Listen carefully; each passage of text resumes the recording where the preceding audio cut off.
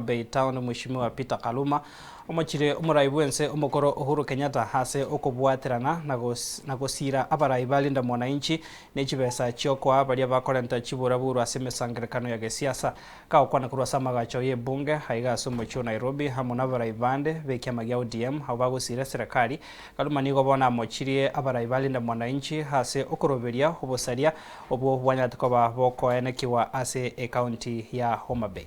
The content of the press statement I'm going to read is to confirm that violence and the 16th August rally was solely funded by President Uhuru Kenyatta.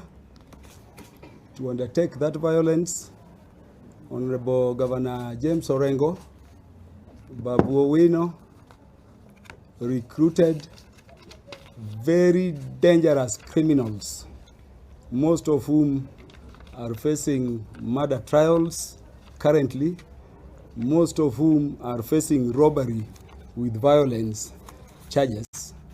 These people included the ones who were intercepted by the police on 15th, and they were in Homa Bay from 1 week before. Governor James Orengo returned to Homa Bay through the lake a week later.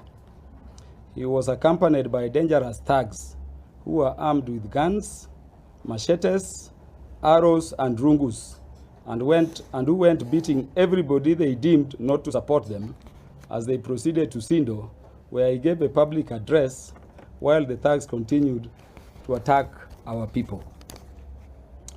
On the third occasion, Governor James Orengo returned to Homa Bay accompanied by the same dreaded thugs and hardcore criminals who were armed with guns, machetes, arrows, and rungus.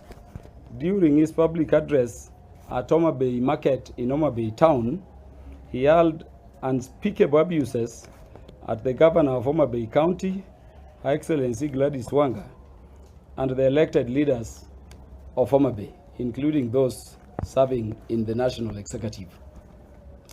Thereafter, the Linda Mwananchi team gave a press conference and issued public notices of their intended rally in Homa Bay.